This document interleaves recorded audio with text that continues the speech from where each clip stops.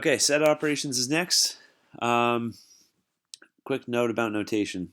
Yeah, we looked at this in the previous video. This is A union B. Okay, that means all the elements of A and the elements of B included with it. You know, we can also shorten that up with the word or. This is A or B. All the elements of A or the elements of B. But then this thing in like the exponent position, the superscript position, that C means the complement. So that means find out what A union B is, and then find out the complement, everything that A union B isn't. Okay, so let's start off with A union B. So in this set, A has, we've got, let's see, A has a 5. Oh, let's start lowest. The lowest number I see between A and B is a 2. And then the next lowest is a 3 coming from set A. Okay. Then we got a 4 and a 5, 6, 7, 8. We got an 8 and a 9. We got 11.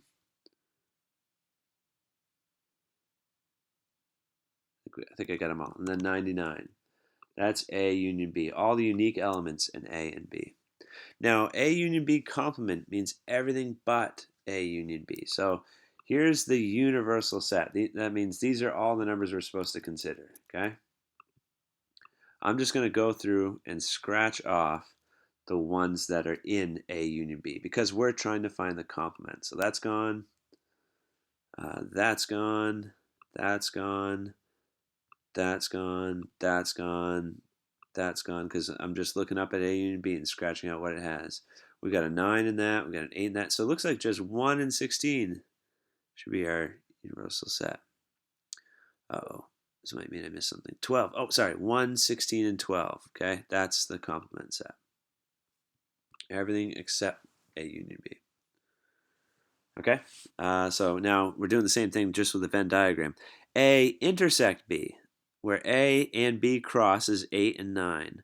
But the complement means where A and B do not cross. So this set should be 3, 5, 7, 2, 6, 0, 4, 1. Okay? Let's see if let's see if Newton cares what order we put it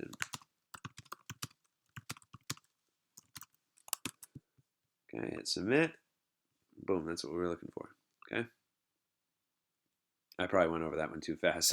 Pause and back up the video, okay? But just remember, complement means everything except this. Okay, we've already done that one. Let me skip past that one. Okay, looks like everything. Oh, so this is a little different. This means A complement or B complement. So first, write down what A complement is. It's hard to write this thing. A complement.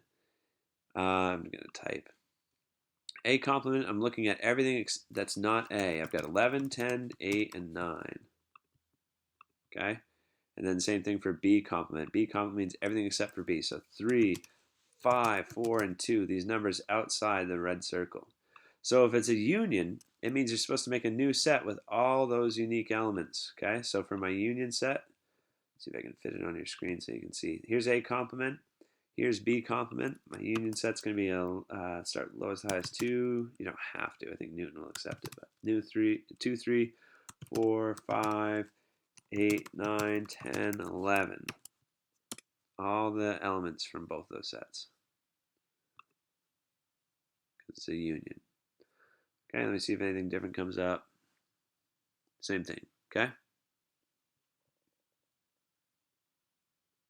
Oh, sorry. The end notation. Let me just double check what that is. Okay. I'm pretty sure that's saying count them up. That's to decide what the cardinal number is. So here, yeah, the cardinal number just means the number of unique elements in a set. So we know how to find A union B. Okay, it's where you make a new set of numbers with all the values from A and all the values from B. So A has negative 19, T, B, and Q.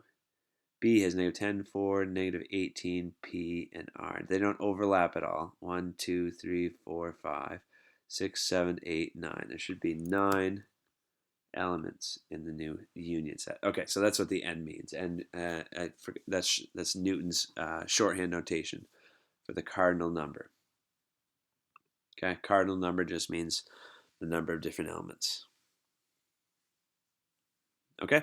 The Cartesian product, two sets, okay, is where you're supposed to find out all the different combinations with each value in each set. Okay, so how many different ways can one combine with all the elements in the opposite set in set F? Okay. Oh, but it's F. Okay, F product E. So F is supposed to come first. I said that incorrectly. It's supposed to go 44. How many times can 44 fit with 44 and 1, 44 and 2, 44 and 13? And then go with, then take 8. 88 and 1, 88 and 2, 88. 8 and 1, 8 and 2, 8 and 13. That's another bunch of unique sets. So the order does matter there, okay? So that's why we can scratch off these first two. Okay, and then 44 and 1, 44 2, 44 13. This one has all the different combinations of 44. 8 and 1, 8 and 2, 8 and 13. This one's good. And then 2 and 1, 2 and... Oops, this one reverses the order. Okay, it's supposed to be 2 1, 2 2, 2 13. So this is a Cartesian product. Okay, Cartesian product, just finding out how you can combine them all. And then you probably know what difference is going to be, right? Because difference means subtracting. So your first thought on the difference of two sets is probably right. The difference of C and D means take the elements of C and take out of it whatever elements match up with what's in D. Okay, so 676, and there's a 676 in D, so that means we're going to take out 676 from the set C. There's an 80 in set C, there's an 80 in set D, so since it's C subtracted by D, we're going to take out 80. There's a 4 in set C, but there's no 4 here, so the 4 should be the only thing remaining. Okay, make sure, like with all things in subtraction and math, the order matters. Okay, so that should be C subtracted by D there. Okay, and there we go. We've done that one. So let's check out the next set. Constructing Venn diagrams of 3 sets. I think this one will probably be easier for everybody. I really wanted to go over that set notation stuff because some of that you haven't seen before. But they'll give you 3 sets. You just got to draw the right Venn diagram. Just pay attention to where the overlap occurs. Okay, so look at the sets. Look, set A has a 3, B has a 3, and C has a 3. So there should be a 3 in the center like we see there. So rule out this option. That option's good. That option's good. So we can rule out one of the options. And then look maybe at where A and B intersect. They both have a 0. They both have a 3. I think that's the only place they intersect. So A and B should both be sharing a 0 in this part here because we've already got the 3 taken care of. Okay, so this one's out. It doesn't have a 0 here like it's supposed to. This one's out because we already ruled it out because 3 was supposed to be in the inside of all of them. So this one's in and this one's in. Okay, so just keep going through with the process elimination to get down to the end of that. Let me use that so I can just see if there's another topic for me to check out. I think they're all going to be the same. Oh, okay, a little bit different. Set of operations on 3 sets. Same thing as what we did before, okay? Write out the set for B union C. Write out the set for A union B. And then, after you've taken care of the parentheses, find out where these 2 sets intersect, where they both share elements. Okay, and then a couple of survey problems. I think there's one other topic here. I think I'm out of order. Yeah, here we go. So we're supposed to use the Venn diagram to determine if these 2 statements are true. Okay? And if it is true, what region does the set include? So B union C means circle B and then also circle C. Okay? That's what that union operator means. It means both of them. Okay? So it's the total area of C and B. So just not I, in other words. So where A intersects B union C, it intersects, here's B union C again, the red and the green circles. A crosses with B union C at here at Roman numeral 4. Get rid of all this. Can't. Okay, so it crosses at 4, 7, and 6. Okay, so that's the left side. Let's see if the right side's the same. A intersect B is 4 and 7, right?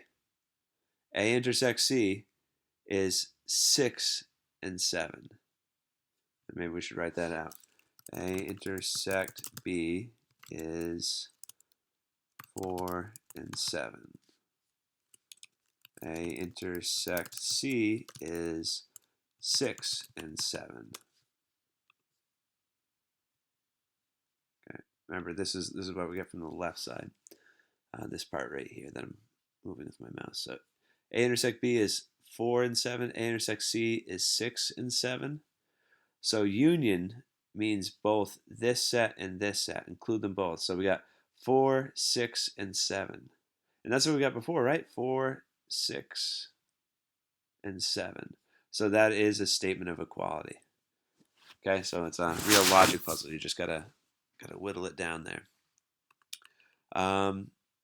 So we got to select the correct answer and then choose the area. Yes, we said that they are the same, so rule out that option. It is composed of a union of the regions. We just found out it's 4, 6, and 7. So it's not 5, 6, and 7, right? Not just 6 and 7. It's got to be 4, 6, and 7. Okay, so that one's kind of like a brain teaser, right? You got to figure out what this means, like what Roman numerals go with this set. Find out what Roman numerals go with this set. See if they're the same.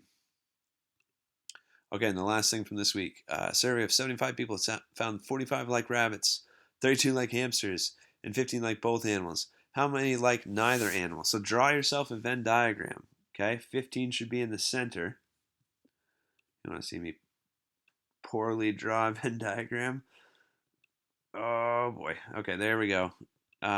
15 like both animals, so I'm going to put a 15 in the center. 32 like hamsters, so 32 subtracted by 15. So I'm going to put 17 on one side. This will be my hamster side.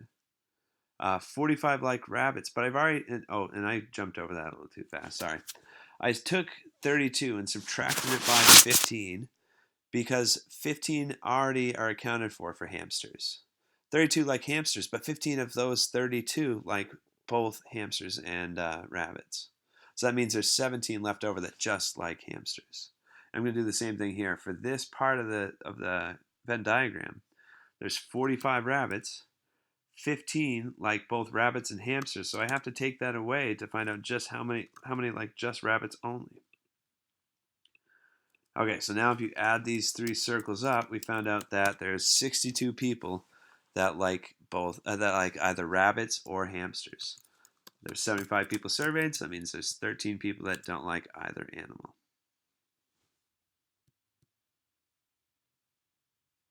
Okay, so same type of thing for that one. Okay, hopefully that gets you started on your work this week. I'm going to try to find a free textbook online because I just found out Newton doesn't have a one textbook linked up with this course. So my apologies for not having a video like having a book for you to refer to. But I'm going to see what I can do to help you out. Okay. If these videos are helpful, please let me know because they do take some time to make, but I'm happy to make them for you if they're helping you. And I can't quit. There we go.